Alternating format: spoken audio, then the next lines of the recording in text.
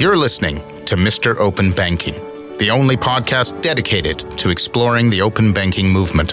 Whether you're a financial expert, banking executive, or everyday consumer, open banking affects everyone and will change the way we interact with our money. I'm Eyal, your host. This episode is brought to you by Ozone API, unlocking the power of open finance all over the world.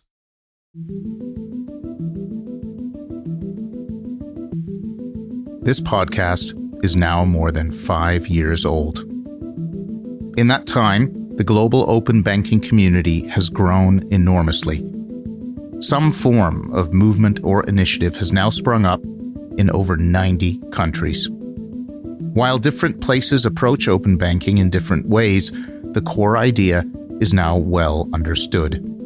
Common, shared standards for the secure exchange of financial data based on people's consent.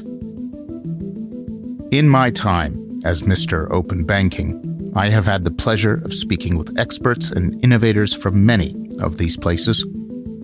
Although global, the community is surprisingly small, with many of us driven by the same goals and passions. And as with any community, some relationships remain casual, while others become stronger. Some, if you're lucky, even lead to genuine friendships. In this very special episode of Mr. Open Banking, recorded live in Las Vegas at last year's Money 2020, I sit down with three people who I am proud to call my friends. Between them, our three guests have been instrumental to driving open banking in their respective regions, namely the US, the UK, and Canada. They have also, to varying degrees, encountered all three pillars of open banking, namely data sharing, payments, and digital ID. A conversation with all three of them at the same table was bound to be filled with gems. So, without further ado, we hope you enjoy this episode of Mr. Open Banking Live. You're listening to Mr. Open Banking, the only podcast dedicated to exploring the evolution of open banking around the world. I'm your host, Eyal, broadcasting live from the Money Pot exhibit at the world's premier fintech event, Money 2020. For this session, I'm joined by three very special guests who, between them, have been instrumental in bringing open banking to several different places in several different ways, in some cases via related technology spheres like payments or digital ID. Beyond being experts in their respective fields, I'm also exceedingly proud to call all of them my friends. They also all know each other quite well, which will hopefully lead to a frank and open conversation. Don Cardinal is the managing director at the Financial Data Exchange, the leading U.S. open banking standards body. Beyo is the founder of Finavator, a specialized fintech advisory, and the board chair at Open Finance Network Canada. And David Birch is an author, advisor, and international speaker on the subject of digital identity and digital money. Let's get started. It's a pleasure to have three such experienced guests to speak to, in no small part because your experiences are so different from each other. Why don't we start by having each of you briefly explain what you do, your relationship to open banking, and how you've been part of its emergence in your respective regions. Sure, I'm happy to kick things off. So I'm Dave Birch. I'm, as you said, an author, advisor, and commentator on digital finance. I'm global ambassador for Consult Hyperion, which is a specialist electronic transactions consultancy, and our clients include Open Banking UK and Pay UK. And the UK experience, I think, is illustrative because we went very early into open banking from a slightly different position. In the UK, it was driven by the Competition and Markets Authority, who were very upset with the lack of competition between the biggest banks. And so we came at it very much from that competition perspective. It only applied to the very biggest banks, and they were given a very You could say they were given a very tough time, and basically they were told they had to do it, and that was the end of the story. I think in retrospect, and I'm not saying this just like total wisdom of hindsight, we made a lot of mistakes. And I think if you look at other jurisdictions, which I'm sure we'll discuss in a moment, you can see how people have taken a slightly different approach, which has worked out slightly better. So I'm not saying ours was like the template that we should be following.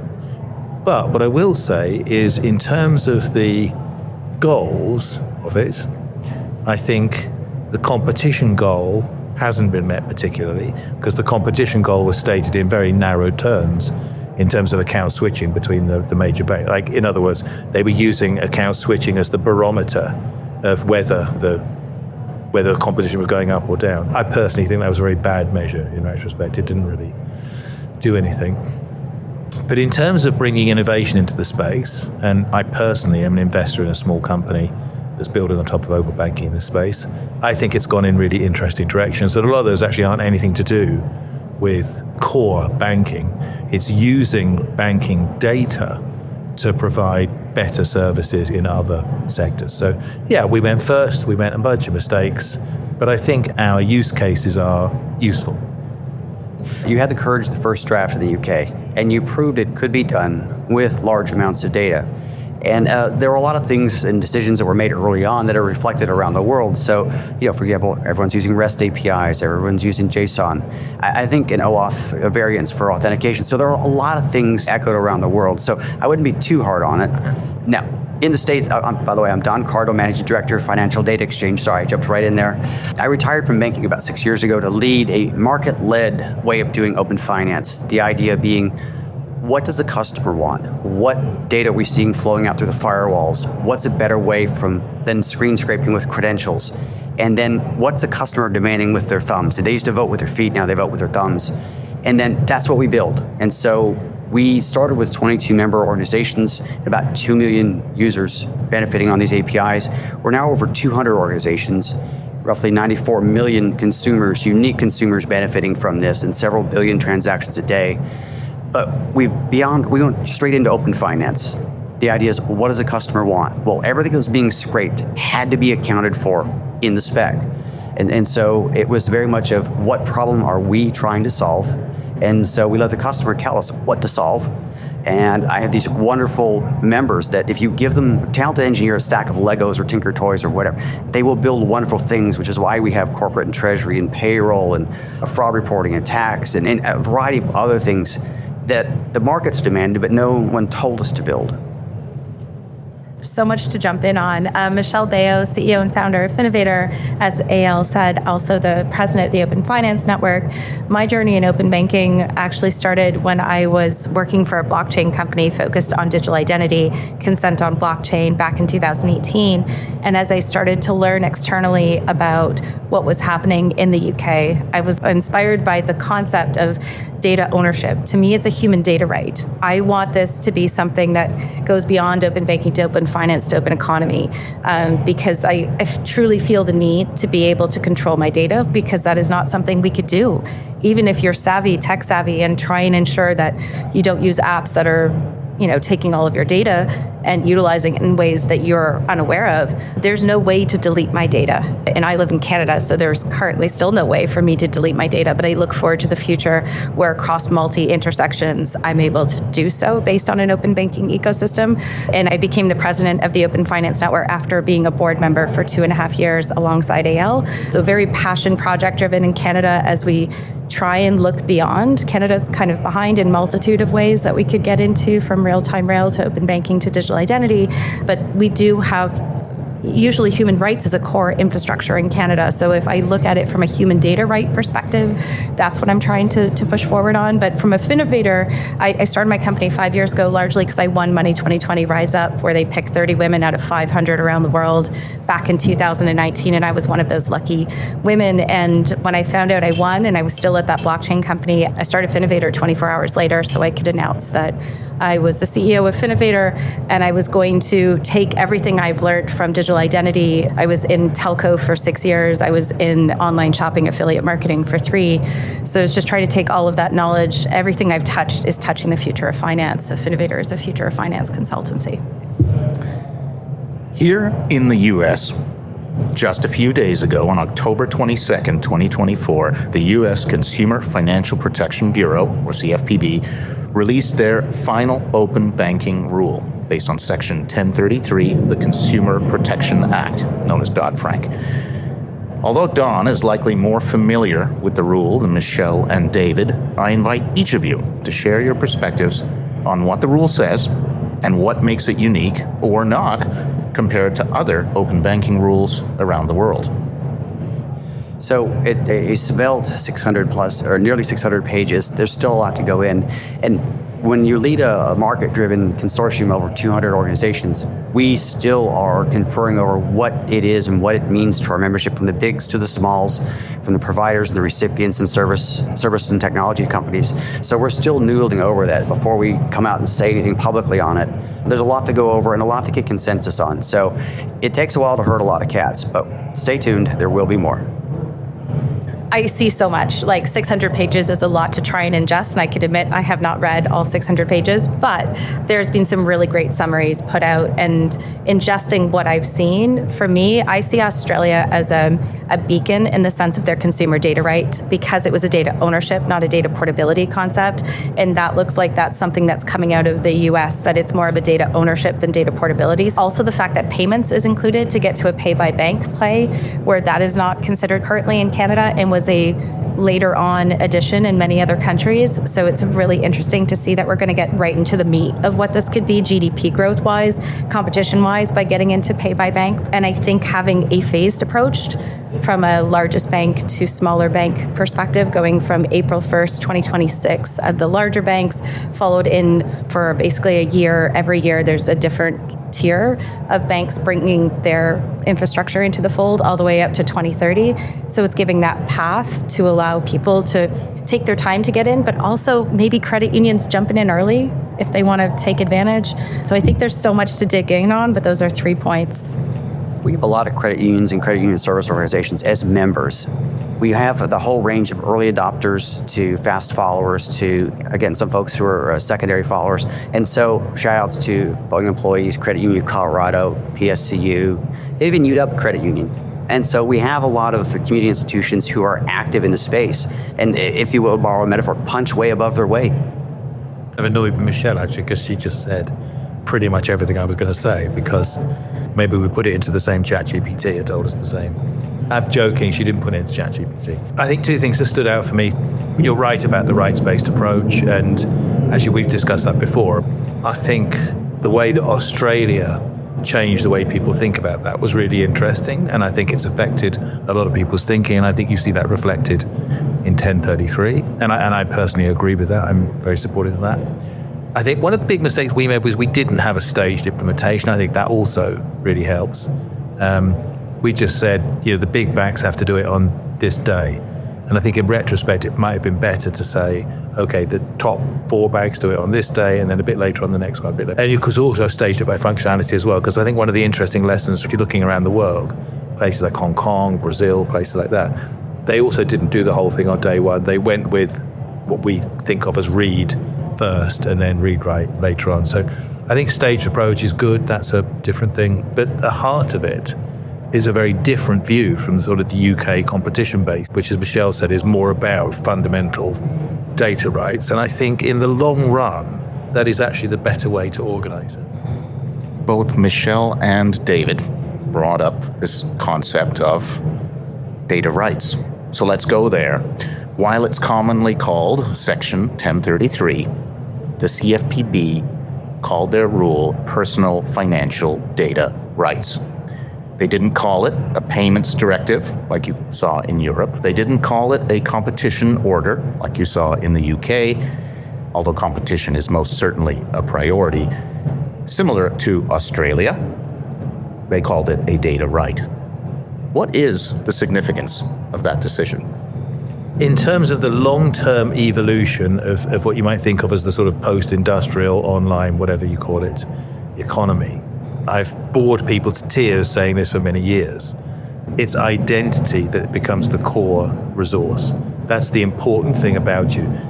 And you can easily do the mental experiment to understand this. If like some sort of mysterious comet came from outer space and just wiped out all of the money in your bank account, you could survive. You could go and get a loan. You could get by if your money vanishes. But if a mysterious comet came and took away your identity, you can't reboot. Like, you go to the bank, like, my credit card doesn't work, and they'd be like, who are you? That doesn't. So it's clear that identity is the key resource. Now, the data about you then becomes this incredibly important commodity. And we already see the abuse of that on an absolutely industrial scale, manifesting itself not only in fraud and the general. You don't have to be paranoid about surveillance capitalism to think maybe that's not the best way of doing things. If you had what you might think of as an unrestricted, absolute data right, in other words, if you, the individual, could do whatever you wanted with your data, that would be a bad outcome too. Because if you did that, people would give their data away for a Snickers bar. As an industry, we've got to be much more responsible to protect and support people in using and exploiting that data right. So I'm not a maximalist who thinks everybody should be given their data and do whatever they want with it. And I don't think that's what this is saying. But what it is saying is institutions have to respond when people legitimately want to share their data with third parties. And those third parties aren't just anybody who shows up on Reddit. I mean, it's people who are licensed and regulated. I think it opens the door to the concept of open data. If you call it a data right, then that data right is assumed to be finance today. But as you see, Australia is one of the only markets who've made a path out to a bigger, wider net to go from open banking to open finance to open energy to open telco to open data. Then it becomes that consumer owns this data, and we're going to address this use case in banking because they have the most data on the consumer and move forward to get them to open data, which is enabling them to use their data by consent to the right parties for the right use case without it just being siphoned from them. It's giving control that one day they might be able to say, oh, I no longer want to work with this party, delete my data. Oh, well, there needs to be a path to delete that data, meaning they had to have had track of my consent and therefore allow me to delete it going forward. I think utilities is a really interesting and easy example to use because all the time I get these emails because we could save you this on your gas or that on your electricity or with this on your water. I have no clue. I'm a normal person. I can't possibly do those calculations but actually it's trivial stuff for a bot to do. Like if I can give a bot access to those accounts, in nanoseconds it could tell me you're with the wrong energy company, or you should change the water to this plan, or you should be on electricity plan B, not plan A, stuff like that. Those things are immediate and tangible benefits to consumers. It isn't just all about banking, I agree, but banking is crucial. Yeah, that's why we jumped into open finance from the start, because we looked at the data that was flowing out and said, well, it's more than just current accounts, checking and saving, credit cards. It's mortgages, auto loans, investments, pensions, and all the other things we built into it. So we also had to, because we're our market-led. But to your point, the consumers want a lot of things. Now, it's interesting, we have folks from 3 jurisdictions here, but globally, open finance is a really small community, and we all look at each other's homework. If you look at our UX, it looks a lot like the user experience flows from Australia, which is heavily influenced by the UX version 1 from the UK. And we all look at each other and say, what are you doing? What's that? How's that bug? And that's good, though, that we're all informed by things. You saw that represented when Brazil did their implementation, Saudi did their implementation. The later you go, the more learnings you can look from.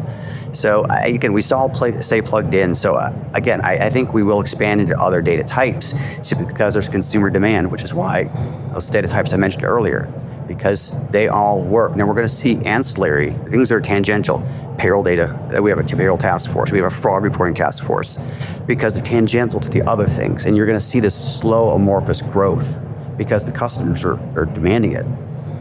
Can I explain one point about the open finance? Because Don's absolutely right about this. One of the lessons we learned very early on, we had a thing, I still call it the midterm review, even though it was years ago now. But after the first couple of years of open banking, there were a couple of detailed reviews of the technology and the consumer impact. And on the consumer impact side, I remember very clearly the goal of delivering actual improved financial health to consumers, which we all share. You can't do that just with banking data.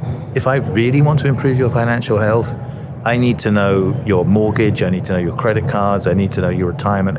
So open finance is the prerequisite to financial health, not just open banking. Don's spot on. Yeah, if you wanted to look at marginalized communities, unbanked, underbanked, thin file, no file, you've got to get them from net spender to net saver to net investor. That's the same formula planet-wide for thousands of years. Yeah. It's all well and good to talk about open data in the context of things like utilities, healthcare, and so on. But there's a Rubicon that hasn't been crossed yet. Shortly following the original announcement of the Section 1033 rule late last year, the CFPB also announced proposed measures to regulate big tech. It doesn't take much of a leap to see personal financial data rights combining with big tech regulation, leading to a generalized data right, as you've discussed, but one that applies to the data held by the big tech companies. Is that where this is all headed? I'm more of a maximalist on this. I would say more strongly than that. I'm saying it's where we should be headed. I think the debate about regulating big tech is in some ways rather outdated and simplistic. I see these calls for people saying, well, the only way you have to break up Google or you have to break up YouTube or whatever. That's like a very kind of 20th century solution to a 19th century problem of market dominance. I think open banking provides a different template.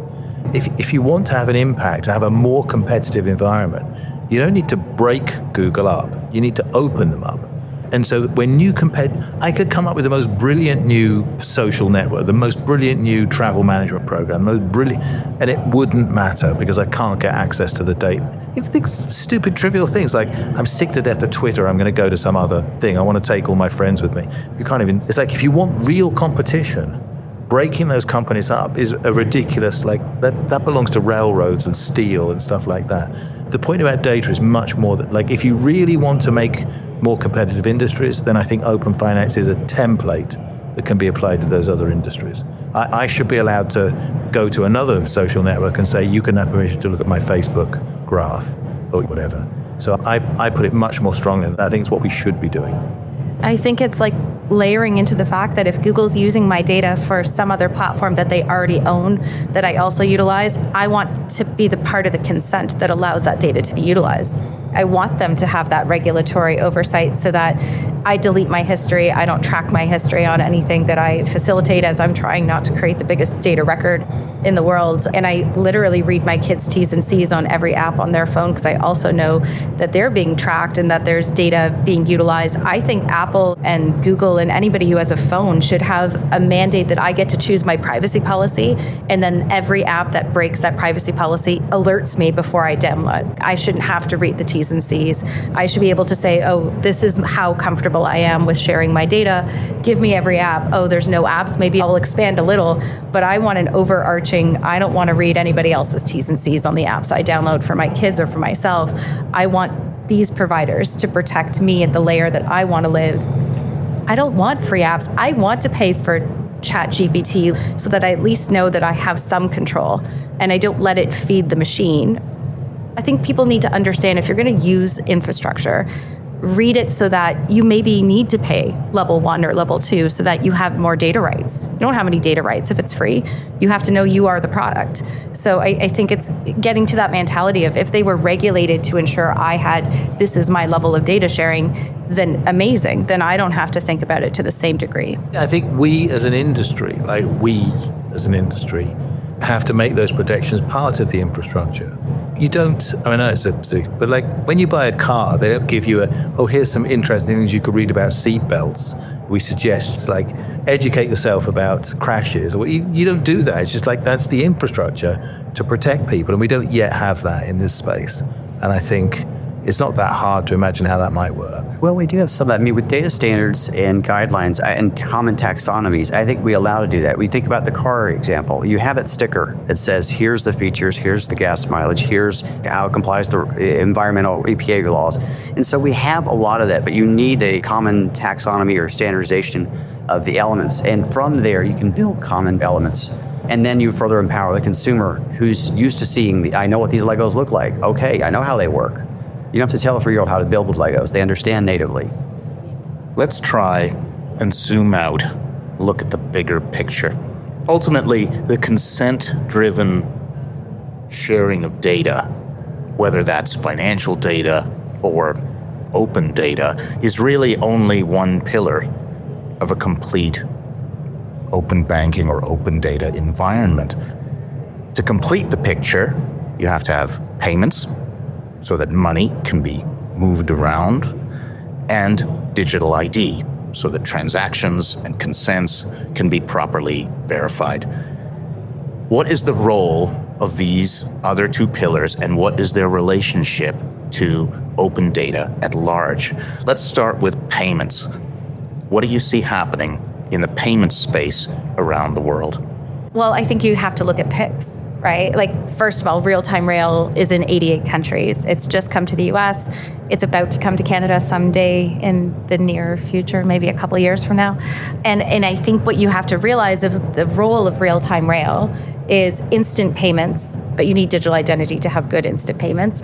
But I think when you look at PICs and you look at them creating that real-time payment system in a country that was underserved, underbanked, and had a lot of cash in its ecosystem, and the fact that they're sitting at something like 2 billion transactions a month, and they're in, year 3 of... For those who don't know, PICS is the real-time rail introduced to great success by Brazil.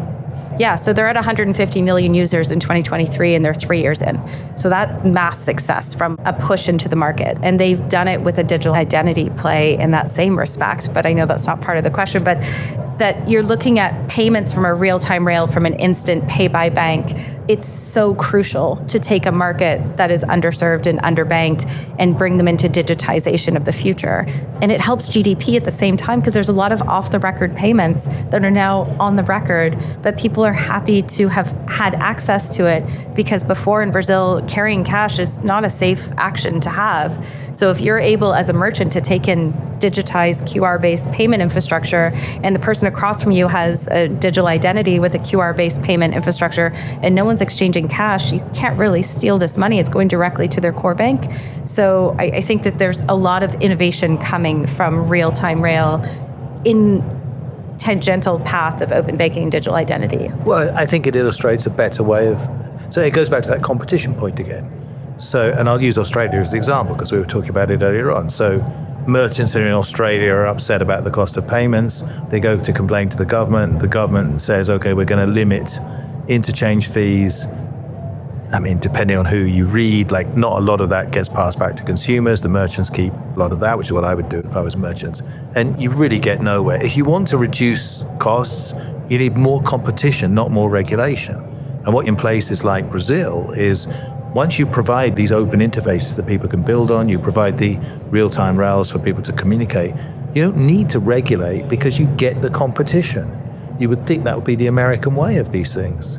It's like, if you want to improve the situation, you do it by increasing competition. And this fits very nicely in that space.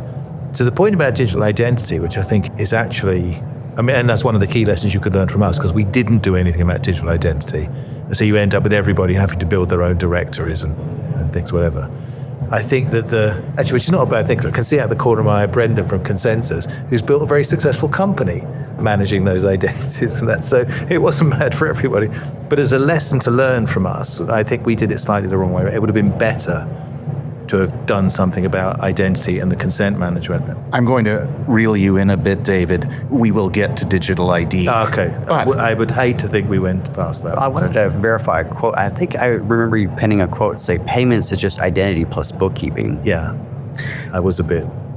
But it's true. If you know who everybody in a transaction is, then managing the ledger is really not that complicated, and it shouldn't be that expensive. So you can't disentangle the two. Instead of jumping ahead, tell us about M-Pesa. You were involved in building one of the most unique payment schemes in the world.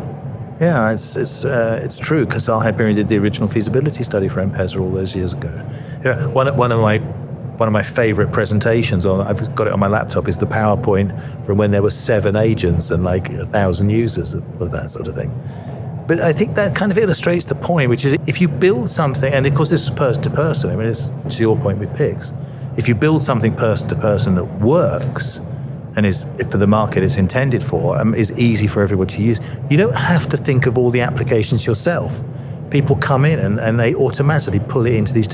I'll give you one very simple example, which I remember very well, which was You say about carrying cash in Brazil. The same was true in Kenya. So you create something which is for internal remittance, and you think the money is going to be sent to remote. And then you look in the logs and money being loaded onto phones on one side of the city and then being cashed out an hour later on the other side of the city because carrying the cash on the bus was too dangerous. So people, you didn't predict that was coming. The tea plantations, I think, is another good example where it was cheaper basically to subsidize the workers to get phones than it was to carry on counting out cash into little envelopes at the end of the week. And if you build something that actually works in this way, now, of course, in that example, you've got the SIM card, you've got the mobile phone number, and for transactions up to that's an adequate proxy for transactions to a certain level, which actually, to what Michelle was saying earlier on, illustrates another but which is tangential to what we're discussing in the podcast. But actually, a few years ago, if the telcos had ever got their act together and sorted themselves out properly about this, the telcos could have provided that platform. And they never got themselves organized to do it properly. Don, when the CFPB released the final version of their rule, they doubled down on the importance of the pay by bank use case.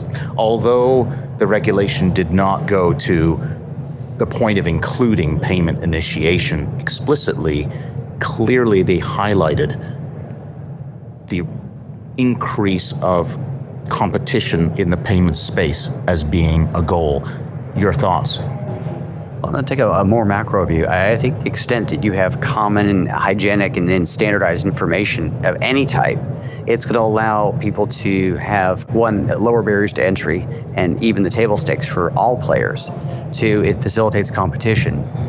And I'll give you an example. I just bought a gaming keyboard for my kid. None of the companies compete on the USB end of the things. They all compete on the part that lights up and does whatever.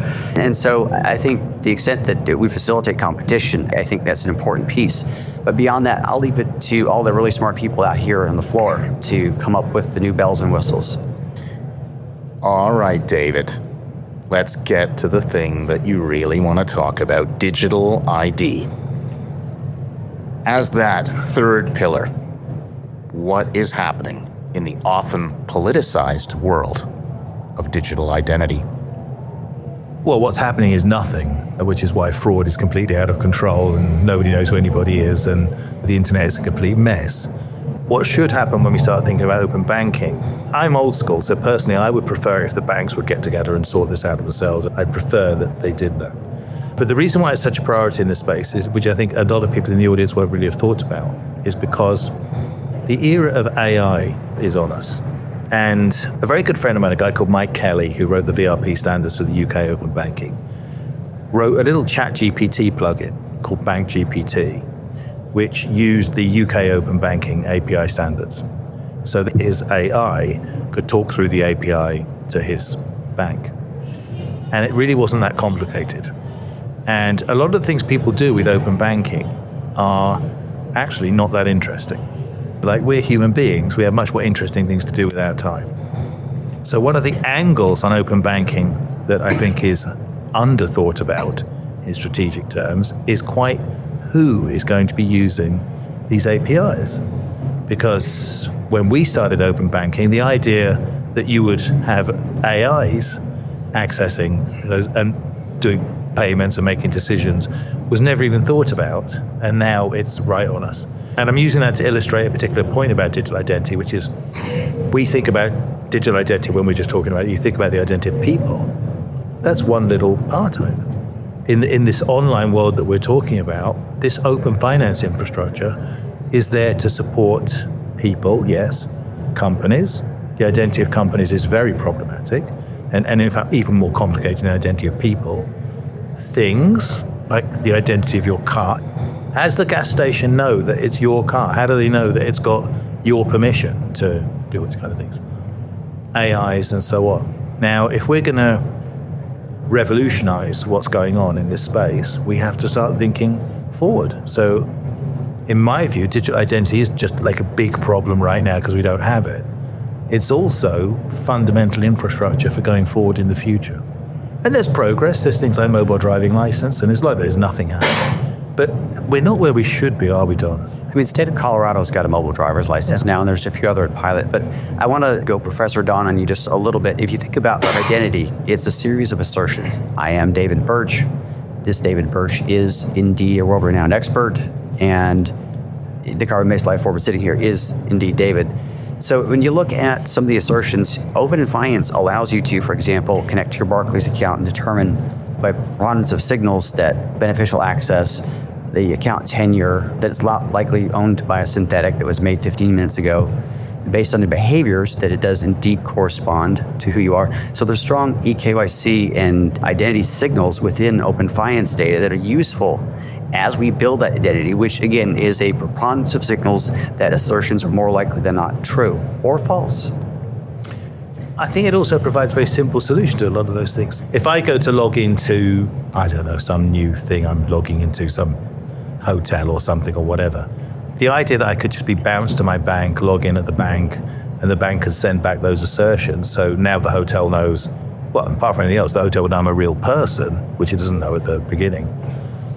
That's a very different way of doing things, but it's a much more efficient way of doing things. And your point, Michelle, about the infrastructural level, I could show you on my phone right now. I have a message from my utility company, which said there's some kind of problem with my smart meter, and can I click on this link and go and read it and whatever. I think I'm quite a smart person. I understand about this. I have no way of knowing whether that really came from the utility. No way of knowing. Number doesn't mean anything to me. I go and look the number up. It doesn't exist because it's a short code. I'm a smart guy, and I cannot figure out if that came from the utility company. It shouldn't happen in this way. Like, I'm not giving permission to access my bank account. Like, I don't know it really came from them. It should show up in green if it really did come from the utility company, or red if it didn't. I don't think you're wrong. I think there's something about them having a logo, certified open banking provider on everything that has been validated into a system. So you're not being duped. But I think back to your hotel concept on digital identity, after the Marriott got breached for 7 million records, right? I was one of them, I guess, 5 years ago when I was back at the digital identity organization, and I went to check in Vegas, and they were trying to make me to scan my passport to walk into the hotel, and I wouldn't do it. I'm like, you can't hold my passport. You don't know how to hold my identity. I'm happy to show it to you. Your manager can look at it. Anyone here can look at it, but you don't get a record of my passport because I don't trust you, because you have not proven as a hotel that you know how to hold my data record, nor should you have to. I should be able to QR code myself in here and prove that I am who I say I am without actually handing you any of my data. Triple blind infrastructure of validation. But this is where open banking provides a very simple step forward in this space. If you look at what people like One ID are doing in the UK, this idea that you can use open banking to do things which aren't payments and financial transactions, but these other important things, like just proving you're an actual person, these are all real benefits of the technology infrastructure. And I think people think about 1033, and it's new, but they think about it in slightly narrow terms about access to money and transact. But actually, bank accounts, to your point about signals, that tells you a lot more. And don't just think about banks, any trusted source, whether it be a payroll provider or telco. And that's the beauty of it. Once we've built this common taxonomy and this common set of building blocks, again, the market will do amazing things with them. It's more fun to give a bunch of 6-year-olds a big bucket of Legos and sit back and watch them build than to give them, here's a blueprint, here's what I want you to build. That's important. I appreciate that all three of you are bullish on the value of digital ID, but I used the word politicized in my question. Don, ostensibly you are the U.S. representative at the table, especially here in the United States. When somebody says federal digital identity, a lot of folks lose their minds. Why? And is there any way to get over that? There's been a lot of work done in Better ID Coalition and through Identiverse and some other groups to try to get around that. I think culturally, it's a matter, in my personal opinion, not speaking for FTX or anyone else, is just culturally we have such an independent streak. I think the idea of something like that in the hands of a central authority, I think, is very difficult to swallow, given the OMB breach not that long ago to bring up. And so I don't know that we're necessarily going to get there. Now, there have been several attempts to try to replace Social Security number as a unique identifier, and I think we're going to have to come to some sort of hybrid system. But that's just me talking to the identity geeks and what could we do? I think common rails and trusted sources and signals and metadata about it, I think will be important as we suss those signals in real time. But there's a range, everything from a government to a self-sovereign. And I think what will happen is somewhere in between, depending on the context. I know it's a mushy answer, but that's probably where it's going to wind up. It's not just the US. I think it's certainly an Anglosphere problem. So it's the same in the UK, it's the same in Canada, the same in Australia. And I think, here people they have some more extreme views about this. I said something in passing. I don't always say the event because it'll but I said something in passing about digital identity. And like the guy said, he goes, I suppose you want to put a chip in my head. And I'm like, well, first of all, you're not worth chipping, by the way. And those chips cost 40 cents. So they're not even worth. And actually, we don't have to because Bill Gates already injected the chips in you with the vaccine. And as Robert Kennedy pointed out, they get transmitted back through the 5G towers to the... You tell people this. First of all, you stop calling it digital identity. You should start calling check his water bottle. You should start calling it the anti-migration comfort blanket. Or so. Stop calling it digital identity would be part of the. Well, I think that there's some advantages. We don't want a national ID card in the UK or in the US or anywhere else. You made the point. It's not about the identity. It's about the credentials. The scheme we need is the scheme that allows me to prove that I'm entitled to do whatever it is I'm trying to do, not we ask people who they are as the proxy to get access to the credential we actually want. If you get the credential, you don't need the identity, and that's the infrastructure we should be building. And I don't think you're wrong. Signals are the core, right? So there's companies that do give signals that validate that you've had your phone for X amount of years, that you haven't swapped your SIM, that you are in possession of your phone in the IP of the country that you're sitting in. So we'll prove it doing So I was alluding to prove, but there's many companies that are doing those signals, but then you look at like Brazil having an identity and PIX and open banking, magic. Implementation, growth. You look at Sweden, you look at them having bank ID, and that bank ID being with 90% of all adult Swedish citizens. And then you look at them doing Swish, and that fact of allowing them for payment infrastructure, and the fact that they've implemented PSD2, and they've got this magic infrastructure of having all three. The stool has all three legs, and therefore they're standing quite strong in their path to Klarna kicking and growing globally and Tink and so on. And to Don's point, that's not a government ID. That's the banks getting together and saying we're going to have a common standard and everybody can use it, and people build amazing stuff on top of it. The goal, of course, is to bring these three pillars together: data sharing, real-time payments, and digital identity. As the US begins building out its own version of open banking as a precursor to open data, what can they learn from other regions who have gone down the road of integrating all three of these pillars? Has anyone gotten it right yet, or is it still early days? I would say we can learn a lot. I'm putting my American hat on here, which I'm not. Although I'm married to one, so that probably counts, What we can learn about this actually is important, but they're not templates. So we can look at what's been going on in Brazil, we can look at what's been going on in India, and we can learn a lot from those, but I don't think they're templates for the US environment. The US doesn't want a universal identifier, to your point. We're not going to have Aadhaar here. We're not. Ironically, you can't have UPI without Aadhaar.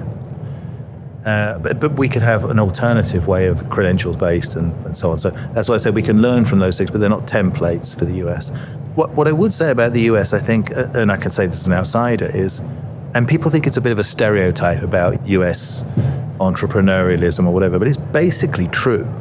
If you look at just the raw figures on the US economy and productivity and growth, whatever, if we put this platform in place for people, I have absolutely no doubt people will build amazing stuff on top of it. So it's not just about competition with banks, and this is an important part of it.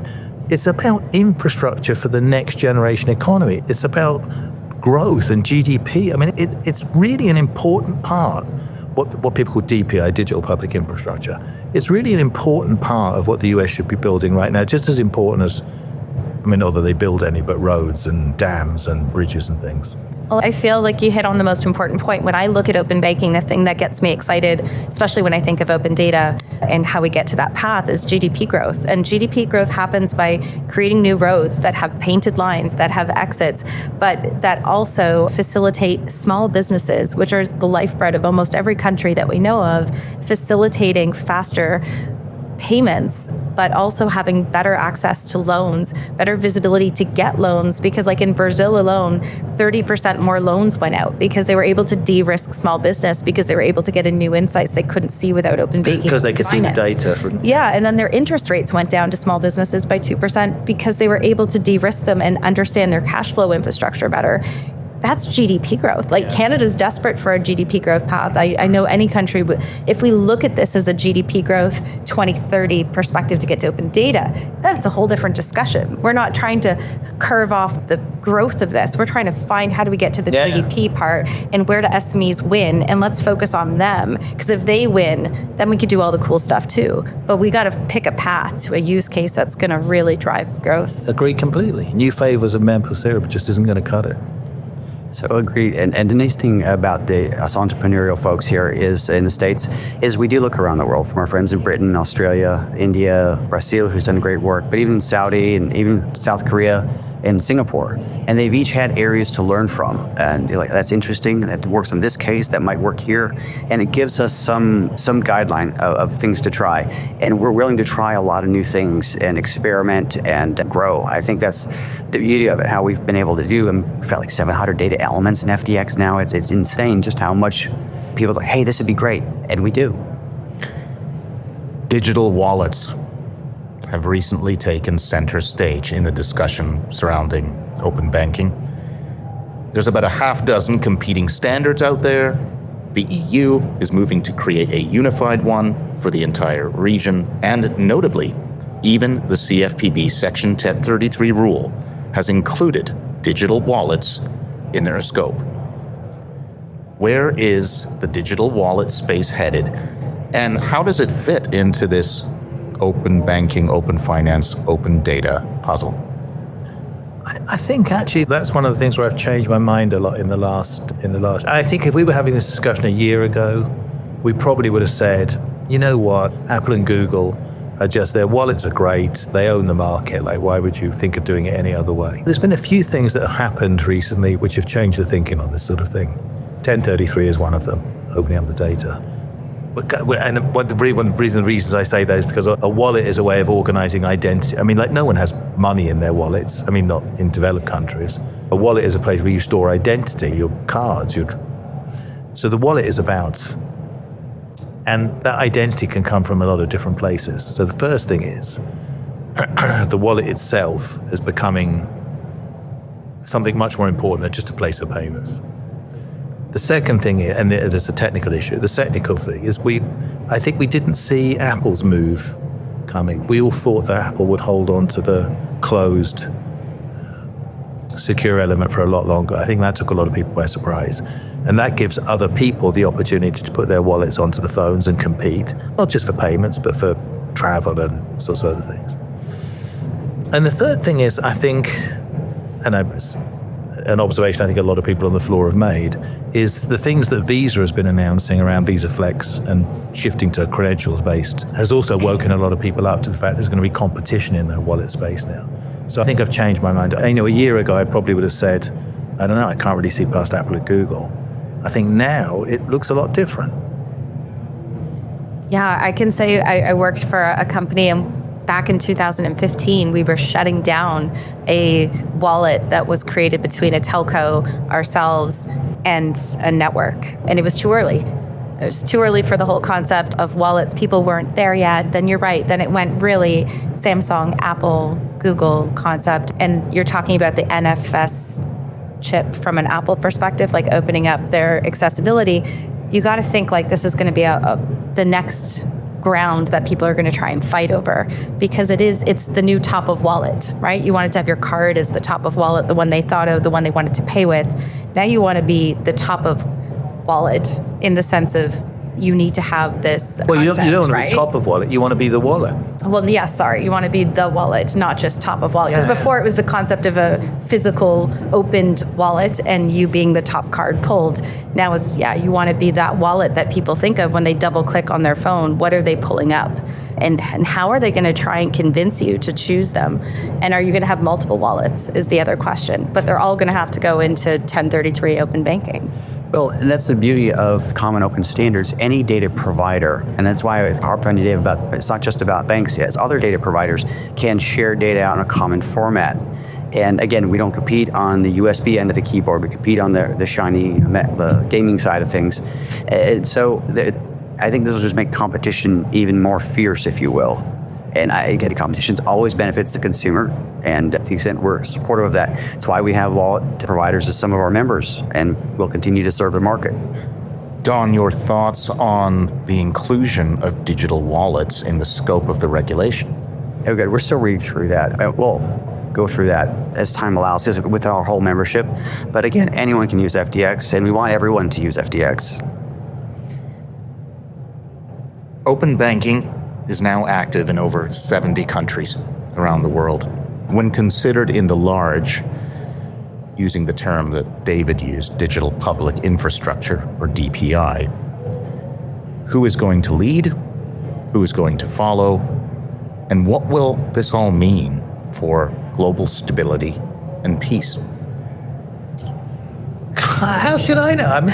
I'm a fintech guy. I don't know about world peace. Anyway, I don't care. I'm going to Mars with Elon Musk. I'm leaving you boat people to look after yourselves. I told you to watch that bottle.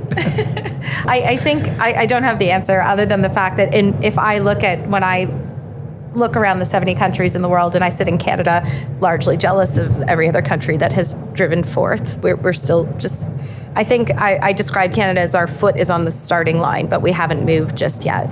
And when I look, I see Brazil as a shining light of how they implemented in a 12-month plan to open banking, followed by a 12-month plan to open finance, followed by PIX being massively successful, digital identity through their infrastructure being massively successful, and then their path to get insurance and wealth and everything into this game. And they were forceful, but yet they did it as an industry. And I think it was a kind of a beautiful madness to get to the infrastructure that they landed in. So they're my shining star with Australia's concept of CDR across 5 different industries. So continuing to an open data.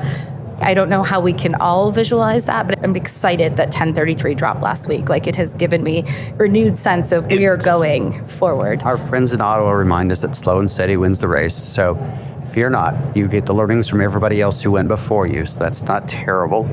But you asked who would lead, and I would argue the customer has to lead, because you can't build solutions looking for problems. You have to instead find the problems, the pain points, and solve those. If you put the customer in charge, they'll tell you what to build. They vote with their thumbs now. I said that earlier, but it's absolutely true. And if you let the industry determine what goes next, they'll surprise you. We would have never thought about building a fraud endpoint or payroll or even tax forms. But once you said, well, what's going on through the firewall? Build that. That's what the customer wants. And so, to your point, the idea of phones you could load across town to save your life as this personal security device, we've never thought about it, but it makes perfect sense. And so, common tools, common standards, and ubiquity that work cross-border. I found in Mexico, and remittances are still an issue. And so, the ability to have common standards, do eKYC, so I can send TO some money because they need it, and do it in a way that works, I think is incredibly useful. Let's close with a prediction. The United States is special in a lot of ways. It's the world's largest economy, the largest banks, the most fintechs, and more existing data sharing than anywhere else. Now that regulated open banking is officially underway, is the US going to surpass other regions in open banking maturity, or will it get stuck in the weeds? I'm just going to predict and hope that we, like Brazil, drive forth with mission to get there, realizing we now have a path that has some clear direction that states that we can get to pay by bank, that we can figure out this path to let smaller institutions have more time and have this vision to drive out more competition. So that's my hope. I think as an outsider, I think I'm allowed to say I think there are some structural issues in the regulation of the US financial services sector, which I think are going to slow things down. You don't have the equivalent of payment institutions or electronic money institutions. There is no kind of federal fintech charter of any kind or whatever. So I think actually moving things through that morass of regulation is inevitably going to be slower. So I think things are going to work. But I think in the US, it's maybe going to take longer than it took in other countries. I would disagree in that we have this market-driven standard. I have 94 million users today using that. If I add up every other jurisdiction's open banking consumer count on the planet, for right now, globally, the US, through innovation alone, is bigger than the rest of the world combined. Wonderful to end on an optimistic note. Thank you all for a great conversation. It's been a pleasure. Thanks. Thank you.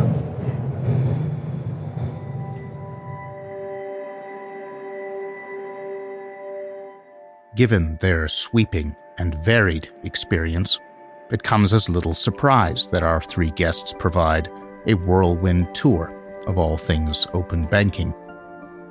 From the UK's bold regulations focused on driving competition, to a uniquely American approach driven by the market, to the high-minded but exhausting ambitions of Canada, David, Don, and Michelle have seen open banking develop in substantially different ways. But for all of the differences, the core ideas and core challenges remain the same. How to move people from spenders to savers to investors. How to use digital infrastructure to help economies grow. How to enshrine data ownership and data rights.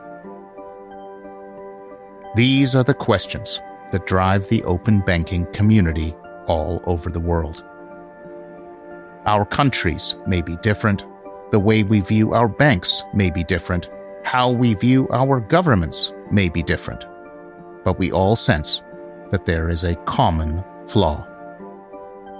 Our banking systems are strangely out of step with how we live our modern lives, and our relationship to our data often feels outright wrong. As David says, open banking offers a new template, a new approach to banking, and a new approach to data. The beginning of a better way. As my fellow open banking champions know, the only way to get there is with a little help from your friends.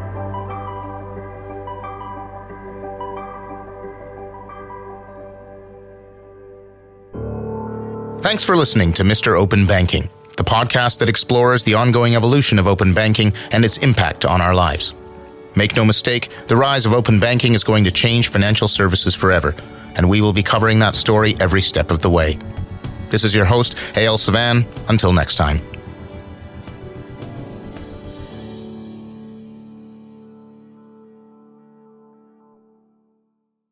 This episode of Mr. Open Banking was made possible by Ozone API, providers of the only API platform that supports every open banking standard in the world, unlocking the power of open finance. To learn more, visit ozoneapi.com.